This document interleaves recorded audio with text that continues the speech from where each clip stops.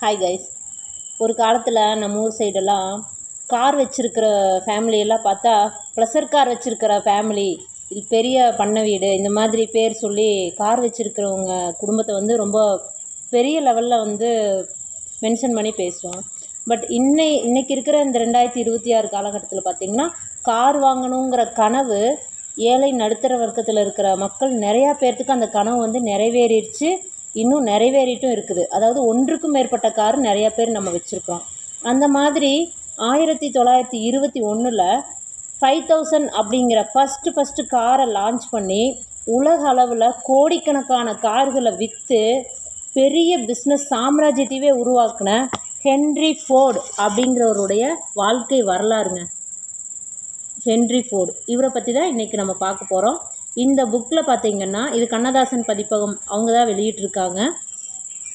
இதை தமிழில் M Srinivasan, Lion M Srinivasan அப்படிங்கிறவர் தமிழில் நம்மளுக்கு மொழிபெயர்ப்பு பண்ணி கொடுத்துருக்காரு.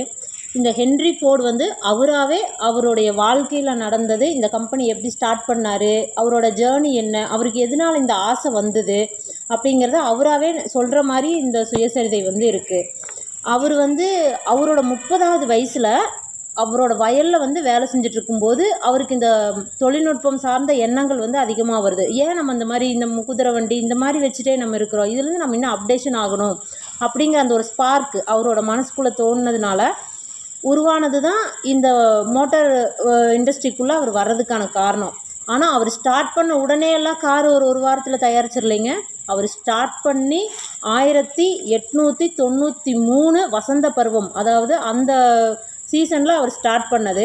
அதுக்கப்புறமா மறுபடியும் 30 வருஷம் கழித்து தான் அவர்னால ரோட்டில் கார் லான்ச் பண்ணவே முடியுது. அந்த 30 வருஷமும் அவர் கற்றுக்கிறாரு, மறுபடியும் ட்ரை பண்ணுறாரு, ஃபெயிலியர் ஆகுது, மறுபடியும் ட்ரை பண்ணுறாரு. அவருடைய முயற்சியை அவர் விடவே இல்லை.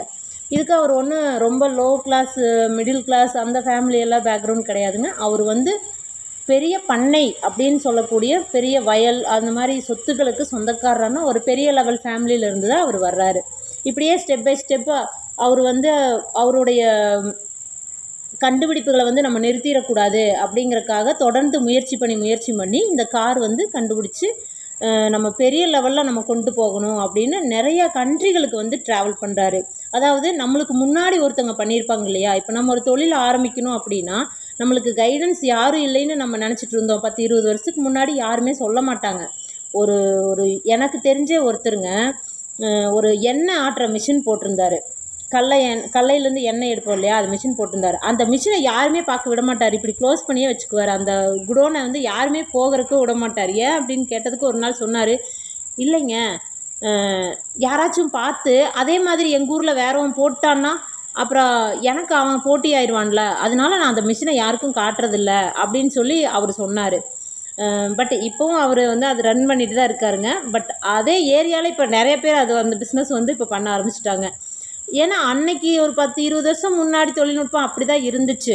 யார் என்ன தொழில் பண்ணாலும் வெளியே சொல்ல மாட்டாங்க. இன்றைக்கி அப்படி இல்லைங்க. நிறைய சேனல்ஸ் நேரடியாக போய் ரிவ்யூ பண்ணுறாங்க.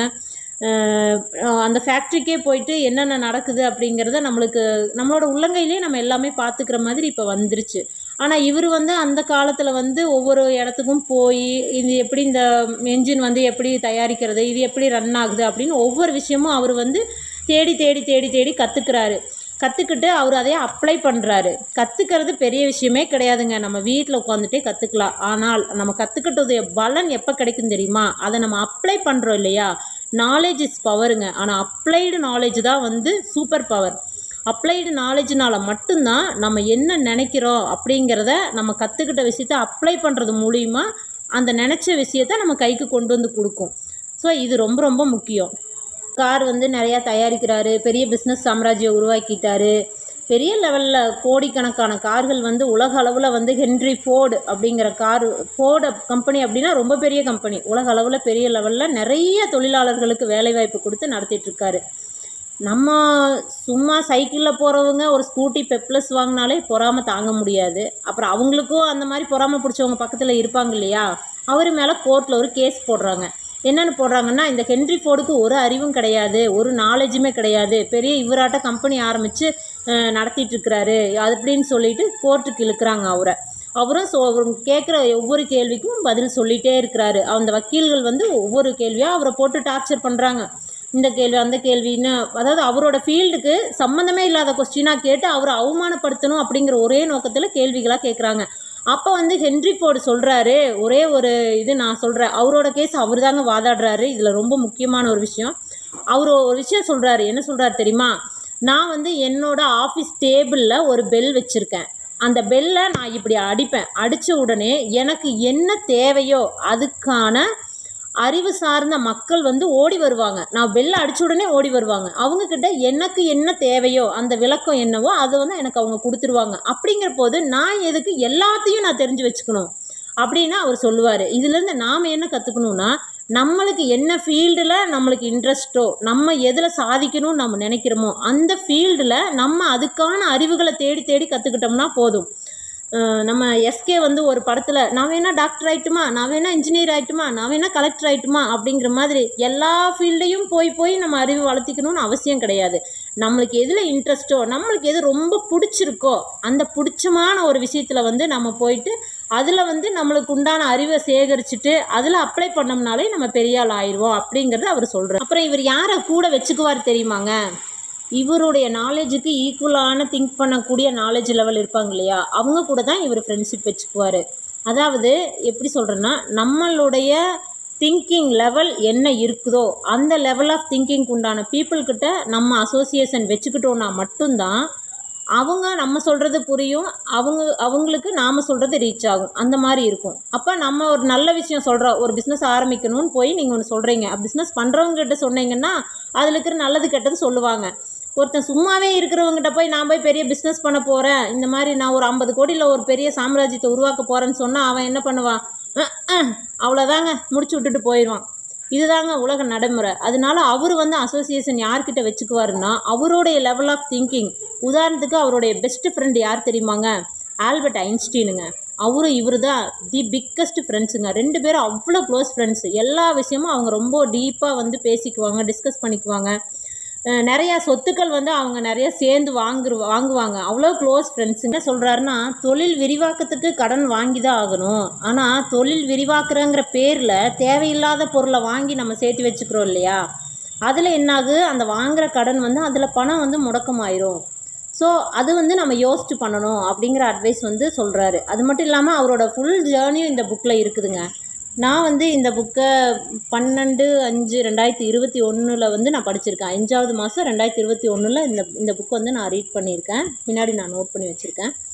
இந்த தொழிலை வந்து முன்னேற்றதுக்கு என்ன பண்ணார், என்னென்ன மாதிரியான ஒரு சேலஞ்சை வந்து அவர் எதிர்கொண்டார், அதை எப்படியெல்லாம் வந்து சரி பண்ணார் அப்படிங்கிற எல்லாமே கரெக்டாக அந்த உலகப் போரெல்லாம் நடக்கும்போது இவர் அப்போ தான் தொழில் நல்ல பீக்கில் இருக்குது. இந்த மாதிரியெல்லாம் வளர்ந்த இவ்வளோ பெரிய ஹென்ரி ஃபோர்டு சாம்ராஜ்யம் பார்த்திங்கன்னா, அவர் இருக்க வரைக்கும் இருந்த வளர்ச்சி அடுத்த ஒரு 2 தலைமுறைக்கு அப்புறம் என்னாச்சு அப்படிங்கிறது உலக மக்கள் எல்லாருக்குமே தெரியுங்க.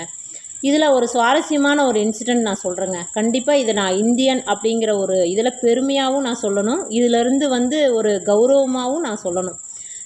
எல்லாத்துக்கும் ரொம்ப ரொம்ப பிடிச்ச நம்மளுடைய டாட்டா, ரத்தன் டாட்டா சார் இருக்கார் இல்லையா, போயிட்டு ஒரு டைம் வந்து ரொம்ப அவங்களுடைய அந்த மேனுஃபேக்சரிங் வந்து இவங்கள எடுத்துக்க சொல்லலாம் அப்படின்னு கேட்க போகும்போது அவங்க வந்து அவமானப்படுத்திடுறாங்க. அங்கே டிஸ்கஷன் டைமில் வந்து இந்தியாக்காரங்க உங்களுக்கு எதுக்குப்பா இந்த கார் தயாரிக்கிற வேலையெல்லாம் அப்படிங்கிற மாதிரி சொல்லிடுறாங்க. விலை ஃபைனல் ஆகி முடிகிற ஓரத்தில் நம்ம ரத்தன் டாட்டா சார் என்ன பண்ணார் தெரியுமா? நான் அந்த கார் கம்பெனியை விற்கல அப்படின்னு சொல்லிட்டு எந்திரிச்சு வந்துடுறாரு. அதுக்கப்புறமா மறுபடியும் அப்டேஷன் ஆகி நிறைய விஷயம் கற்றுக்கிட்டு கம்பெனியை வந்து தி பெஸ்ட் கம்பெனியாக உருவாக்குறாரு. அதுக்கப்புறம் உலகம் உருண்டைங்க. இன்றைக்கி உனக்கு நாளைக்கு எனக்கு அப்படிங்கிற மாதிரி இந்த வாழ்க்கை வட்டம்னு சொல்லுவாங்க இல்லையா, அந்த மாதிரி என்ன ஆகுது அப்படின்னா, ஒரு நாள் வந்து ஹென்ரி ஃபோர்டு அவங்களுடைய அந்த கம்பெனி ஃபோர்டு கம்பெனியிலேருந்து நம்மளுடைய இந்தியாவில் இருக்கிற நம்மளுடைய டாட்டா அவங்களோட கம்பெனிக்கு வந்து ஃபோன் வருதுங்க.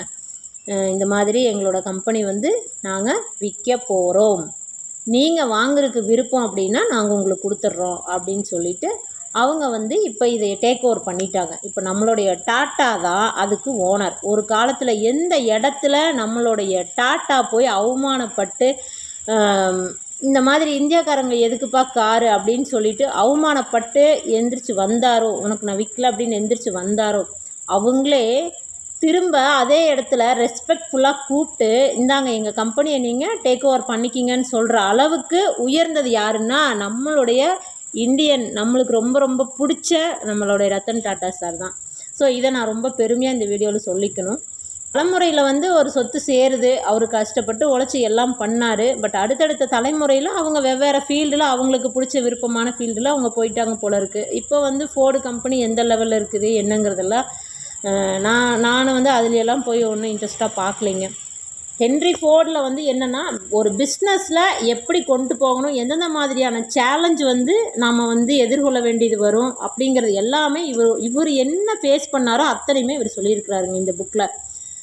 ஸோ டைம் கிடைக்கும்போது கண்டிப்பாக இந்த புக்கு வாங்கி படிங்க. என்ன ஒன்று இந்த புக்கில் மைனஸ் தெரியுமா, இந்த எழுத்துக்கள் ரொம்ப ரொம்ப குட்டி குட்டியாக கொடுத்துருக்காங்க. இந்த புக்கு பிரிண்ட் பண்ணுறவங்க அடுத்தடுத்த எடிஷனில் தயவு செஞ்சு கொஞ்சம் பெரிய பெரிய எழுத்தாக போட்டிங்கன்னா படிக்கிற கொஞ்சம் கம்ஃபர்டபுளாக இருக்குங்க. ரொம்பவுமே சின்ன சின்ன எழுத்தாக இருக்குது. அது ஒன்று தான் இந்த புக்கில் மைனஸ். மற்றபடி சூப்பரான ஒரு மோட்டிவேஷ்னலான ஒரு புக்குங்க. ஏன்னா யாருங்க சொல்லுவாங்க கார் எப்படி தயாரிக்கிறது, என்னென்ன சேலஞ்ச் எனக்கு வந்தது அப்படின்னு சொல்லி. ஒரு டைம் அவரோட இன்ஜினியர்ஸுக்கிட்ட சொல்கிறாருங்க, எனக்கு இந்த மாதிரி ஒரு 3 வால்வ் இருக்கிற இன்ஜின் எனக்கு வேணும், மேக் பண்ணி கொடுங்க அப்படிங்கிறாரு. அவங்களும் ட்ரை பண்ணுறாங்க கிட்டத்தட்ட ஒரு 1 மந்த் ட்ரை பண்ணுறாங்க. கடைசியில் ரிசல்ட் என்ன சொல்கிறாங்கன்னா, எங்களால் முடியலைங்க, இது தயார் பண்ணவே முடியல அப்படிங்கிறாருங்க.